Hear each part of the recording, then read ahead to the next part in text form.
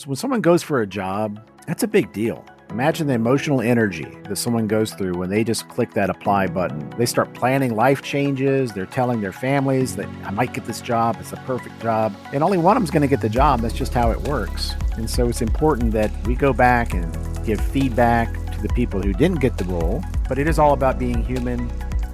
Welcome to Security Cleared Jobs, Who's Hiring and How, the podcast for cleared professionals looking for new opportunities and career advice. We go behind the scenes with recruiters and hiring managers from leading cleared employers to uncover the information you need to make a smart career move. Get ready for insights from this week's guest and your hosts, Kathleen Smith and Rachel Bozeman. Hello, everyone, and welcome back to another episode of Security Cleared Jobs and Who's Hiring and How. I'm Kathleen with ClearedJobs.Net, and it's always a great opportunity for me to see and hear my lovely friend, Rachel. Rachel, how are you today? Oh, I'm so good, and I always love to hear and see you as well. And speaking of seeing and hearing, I heard we have a fantastic guest here today. So don't keep us waiting, Kathleen. Tell our podcast fam, who are we talking to today? We are speaking with Jake Frazer, president and co-founder of Precision Talent Solutions. Welcome to the show, Jake. Hey, thank you, ladies. Thanks for having me. Well, we are so excited you're here, Jake. And we always like to give a little backstory for all of our guests so people know who that they're listening to. So give us the scoop. Share a little bit about your career path and how you came about founding Precision Talent Solutions.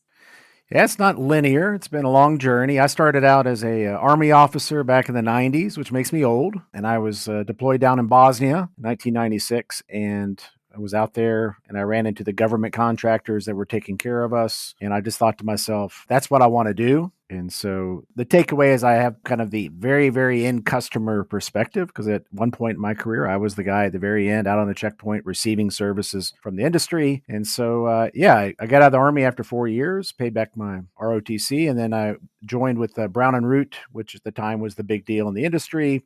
Went back to the Balkans to where I had served and worked in contracting as a young 25-year-old guy with a security clearance, did a lot of work with the customer, helping the task forces understand how to use the contract.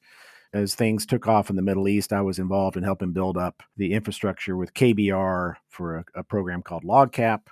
I say that's the belly of the beast. And that's when I first got exposed to recruiting. They brought me back to the corporate offices to kind of do an efficiency consulting gig. And I started in recruiting. Back then, we were sending 2,000 people a month into theater, a massive recruiting effort with probably 80 recruiters. And I was ghosting the recruiters and watching how they're doing their work and coming up with ideas how to make it better. And that's when the recruiting kind of got in my brain. Went down to the Middle East, lived in Dubai, working more on the supply chain side, and then joined up with my best friend, and he and I ran a mid-sized prime contractor, and we did supply chains for the government, and we also worked with dozens of large primes running supply chains for them. And it was there that I learned about kind of people systems, personality assessment, psychometrics. That's how we ran that company. That's when I decided I wanted to do something around people. And so we sold that company about 10 years ago, and we set up PTS with a mission to help solve the people challenge for government contracting, and started building a technology platform that would help connect candidates and companies to get the right fit. We turned into actually doing headhunting and executive search using this technology stack. And over the past 10 years, I've been building up PTS and helping our customers make the best hiring decisions. And all of our customers are really just focused on the government contracting space. Awesome. Really great backstory. Really appreciate that. I appreciate your service in the Balkans. So this is a first for our show. Your company isn't actually the hiring employer, but you're an executive and technical search firm. So can you break that down for our listeners? Sort of what does that mean, and how does your team support the cleared community? Well, we like to work in conjunction with talent acquisition leaders to carve out the biggest problems they have, the most difficult positions, and where we can focus on those and they can do most of their core recruiting. So with PTS, this is our core competency. Recruiting is all we do. We don't do engineering or construction or services or IT. We just do recruiting. And so the way we've built the company is everything we do is about being great at recruiting. I'd say 60% of the placements we do have security clearances, from MRPTs to TSSCI, full scope poly, and we worked across the whole gamut. So we do everything from cyber and quantum roles to engineers on embassies in crazy places.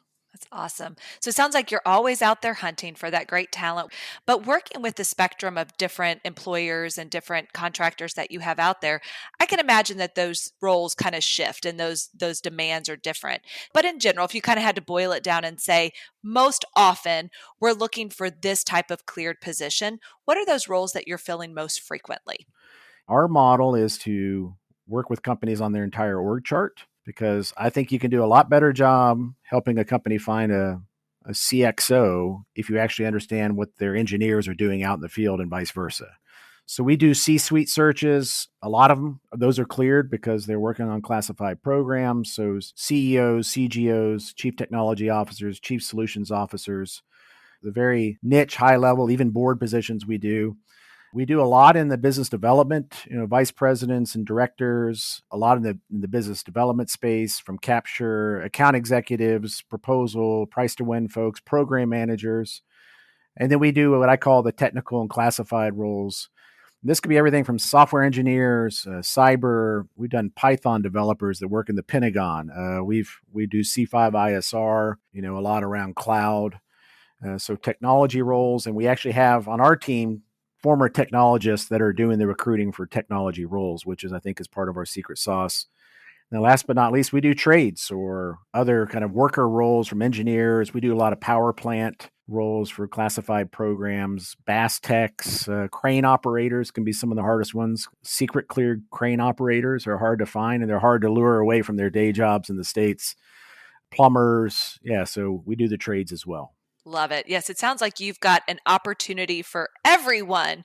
But I know something that may come up is just, where are these positions located? Are they all overseas? Are you working both CONUS and OCONUS? Or tell us where these positions are located. So we started out as the overseas, the OCONUS guys, because I've worked and lived overseas 37 years of my life, and 75% of my team is actually based outside the U.S. But right now our mix is about 50-50. I'd say 50% is overseas and 50% is CONUS, because we do so many what I would call G&A or headquarters types roles. Those tend to be U.S.-based roles. And then on the OCONUS side, we recruit all over for programs and contracts and positions all over the world. So I understand you have an interesting process there at Precision Talent Solutions, LEAD, which is your process for finding and evaluating talent. So explain what LEAD is and how it helps you find the right talent to fill cleared positions. There's a book called Traction by Gino Wickman, and they have this management process called EOS, Entrepreneurial Operating System. That's kind of the Bible, how we run our company. And it says that every company needs to have a proven process that everybody understands both internally and externally. And so we went through a large thought process of putting this together, and of course, being around the military, coming up with an acronym with LEAD. And so the L is learn. And when we're approaching a project, we want to learn everything we can about not just the position. We want to learn the ecosystem around the position, the hiring managers, a day in the life, what it's going to be like. We want to learn about the programs, the contract. Where are we in the life cycle of the contract? We want to learn about the company. We want to learn about their ownership structure. Where are they? If they're in private equity, are they in a life cycle? Where are they in the life cycle? And then do the kickoff call. And our kickoff calls are all about discovery. And we typically will bring in example candidates based upon what we know to share with our customers. So instead of looking at a job description, we're looking at different types of profiles that normally evoke some sort of reaction. We get a better feel for what they're after, and then we recalibrate normally within a week. So learning is really important, because there's no reason to start a search without knowing exactly what the customer wants. And sometimes they don't know what they want. We have to help guide them. The second is engaging the market, engaging candidates. And then the A is assessing. And the genesis of the business was building a virtual assessment center. And so we still have that. So all of our candidates are going through a very thorough assessment process, which includes everything from personality assessments and psychometrics, has a 9-block predictor, has a chance of leadership success predictor, It looks at your work motives. All the candidates do a video interview, which is a chance to kind of introduce themselves to the customer. We have reference checks, and all this is put into this virtual assessment center and shared with our customers. And then finally deciding, helping our customers make the right decision, taking them through the different options, going back to the learning, what we learned at the beginning. Maybe we learn more during the process, and helping close the deal and hire the right person and onboard that person. So that's the lead process, and everybody in our company lives it every day. Wonderful. Live and lead all the way around. That's fantastic. It sounds like a two-way relationship. The candidates completely understand the roles that they're going into, and then your customer also understands those. It has to work both ways. You can't trick one of them. Absolutely. No, they'll find out. There are no secrets in recruiting. Every time they will find you out. Well, you touched on this earlier, but I want to dig a little bit deeper because I know our listeners really do run the full spectrum as far as different talents. So you mentioned that really hard to fill crane operator, and I'm just trying to picture that out there, trying to find that security cleared crane operator. But when you have roles like that, or you're building automation systems, or even the elevator mechanics, where are those type of positions located? And if somebody is in the U.S. and this opportunity exists outside of that, what does that process look like for them?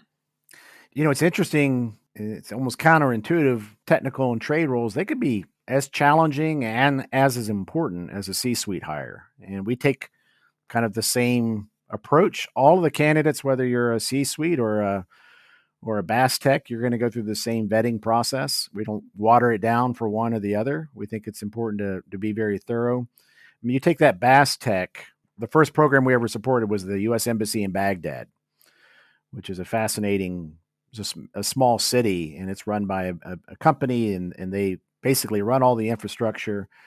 And that BAS tech, that building automation systems tech, is basically running the nerve. He has a TS-SCI clearance because he's touching everything within that embassy and synchronizing all their critical systems, from security systems, entry control, the air conditioning in Baghdad. That's pretty important. Recruiting for that kind of role, it's complicated by the clearances, just finding people with the TS-SCI with the right kind of certifications that are willing to go to that kind of location. A lot of these are unionized roles, like those elevator mechanics are all unionized, which makes it tricky. So those are really tough to fill. And then to hire someone and mobilize them, they have to go through a medical screening, a background check. A lot of them have to go through some sort of processing center and learn how to use PPE and other things. And so it's a very long hiring process. And so what you don't want is go through that whole process, get that person out there to Baghdad and find out they're not the right fit. Absolutely fascinating. Yeah, I don't think, any time that I've taught my transition classes, either at a military base or in, one of the agencies, I don't think people understand the in-depth process that you have to go through to outfit many of our installations worldwide. And at the same time, in talking to like college students, and they're trying to think of, well, I have to be tech to have a security clearance. I was like, no, you have to understand the cleared community is a small city. It may be global, but it is a small city. We need everything from landscapers and chefs and train operators, crane operators, to the technical, the C-suite. So there is a place for everyone within the cleared community. So you mentioned earlier that you talk to many, many candidates, globally. So obviously you do a lot in the way of video interviewing. And, we haven't spent a lot of time on this lately. And I was just wondering if you could what are your 3 big tips for just question. Being successful at a video interview and standing out from the competition? We use different types of video technology, and it's super important, again, from C-suite to technical roles, because it's a chance for candidates to make a first impression, right? It's a chance for them to pitch themselves. It's a chance for them to illustrate their differentiators. And so we use video technology. We're using on demand, so the candidates can do as many takes as they want to make it as good as they possibly can. And I always tell the candidates, so first of all, don't be nervous, show some personality. Like, that's a lot of what people are hiring for, is you and your personality. So smile, bring some energy, think about what you're going to say, but don't read a script. The worst thing a candidate can do is be sitting there reading a script that they wrote ahead of time. Hiring managers hate that, and it's almost going to guarantee you don't get the job. And then finally, do your research. Like, show that you've gotten to know the company in your responses, show that you know the industry, show that you've done some thinking about the role, and come prepared and organized, and do your research and bring that personality. I think that's super important. Something I have been really excited to talk to you about when I saw this come up and from your pre-call was that you really talked about the humanity of candidates. And I definitely feel you on that. High five, ditto on there, but wanted to dig in a little bit more and just kind of get your perspective and understanding. I know you've kind of phrased it as candidates are human and they have emotions. So what does this mean to you as the leader of the organization? Why is that top of mind, and what does that really mean? If you go back to the traction book, the first thing you do is core values. And first one's trust, the second one is human for my company. I think it's really important that when we're dealing with candidates, they're just as important as the customer. In fact, we start out meetings with little vignettes about treating your candidates like customers, because if you do that and you do it right, eventually your candidates will become customers. And it's all about the reputation you build, because candidates talk to each other. I think a lot of search firms and recruitment agencies get a bad rap, and even corporate recruiters, for, only taking what they need from candidates. And if they don't need anything from them, and then ghosting them or not giving them feedback. And that's the worst thing that you can do. Something I've done to build PTS is the team I've hired are not generally recruiters. They're operations people that have been out on the missions. So they understand the programs and the contracts. And I say, if you want to be great at recruiting, you need to have empathy. So you need to understand what the candidate's going through. You need to understand what the customer's up against. And most of my team have been both customers and candidates. And so, so when someone goes for a job, that's a big deal. Imagine the emotional energy that someone goes through when they just click that apply button, especially when they go through our process. I mean, all the emotional, the hope. They start planning life changes. They're telling their families that I might get this job. It's a perfect job. And the fact is, if we're doing one role, we're probably touching 10 people like that. So we're stirring up in 9 to 19 people this hope, and only one of them's going to get the job. That's just how it works. And so it's important that we go back and give feedback to the people who didn't get the role so they can get better, they can make themselves better. We give them a copy of their personality assessment so they can learn about themselves during the process, so they don't leave there with nothing. But it is all about being human. We're in it for the long run. I want candidates to see us as the place to come. We do career coaching for candidates too. We help people understand the power of personal branding and how to do their resume and all that stuff. So I'm real big about, let's take care of the candidates and the customers will come. Awesome. Yeah, we have that same methodology here. Great. That's awesome. So I have kind of a twofold question for you here. I'm going to go for a BOGO, if you don't mind. You mentioned that if you get the right talent, the customers will come. So where are you finding this talent? Are you out there hunting them, or are they hunting you? Tell me a little bit about how you're attracting the talent that you're able to present to your customers. Yeah, we've really kind of turned it on its head a little bit, where we're focused on aggregating as many candidates as we can and bringing them into what I call our community, right? If you're following us on LinkedIn, for example, I mean, we're putting out content every day talking about what's going on in the industry, contract awards, mergers, acquisitions. We do a quarterly industry update that goes out to thousands and thousands of people. And I run into people at conferences. They're like, thanks for that. Can you send it to my CEO? We're doing a career support tips. If you're looking at what we're putting out there, trying to help people get better and really focused on kind of the candidate community. And so it's less of selling to customers. We're actually selling to candidates to get them to be part of our community, be part of the PTS family. And the customers know that. Love it. So if people want to be part of the PTS family, how can they get in touch with you? Easiest thing to do is just follow us on LinkedIn, connect with me, connect with my team. Then we'll be in your algorithm and you'll be the benefit of quality content, thought leadership. I tell customers, like, I mean, this is an army analogy, but you're in your foxhole every day. You're in your company's foxhole every day, digging and digging, doing your best. That's what you're supposed to do. We see the whole battlefield. We see what your foxhole looks like from the outside. And that's how we're approaching it, kind of a mezzanine view of the market. And so for people out there that are in government contracting, follow us on LinkedIn. If you want to do a call, I'm very gracious with my time, and as is my team. We're happy to have calls with people. We do have a career concierge service, which we just set up last year, which is a nominal fee, but to help people that are going through a career transition. We can help you with your resume, with your personal branding, teach you how to be deliberate about building your network, help you with introductions to our network. Just keep focused on us on LinkedIn. We're very focused on our content and adding value to our community there. Jake, thank you so much. This has been a great conversation, and thanks for joining us from Switzerland. You bet. Absolutely.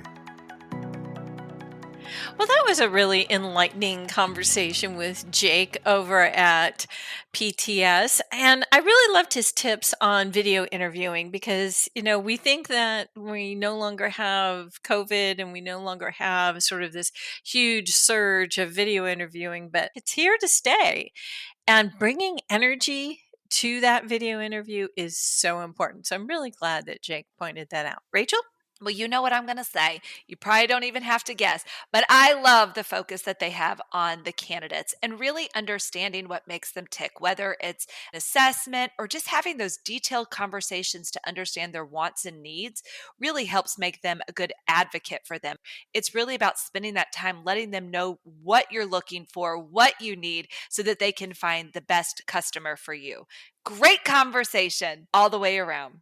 So friends, if you liked what you heard, don't forget to give us a follow, leave us that little review, and share an episode with a friend, maybe that person sitting right next to you right now. Until next time, bye-bye. Bye-bye. Yes, I learned that I have to get up to 12 miles a week. Yeah, when I saw that, I'm not going to say that I fell over, but my jaw might have hit the ground. I was like, so you said 12? Wow. Yeah, not us. Ours is only That's up to you. 7. That's me. you. That's right. me. That's why I read it for you, and I had so much empathy. I'm not going to say sympathy. So much empathy after trying to walk like 2 miles. I was like, oh, that's like times 6. So, she's going to be on that mountain all day. All day long.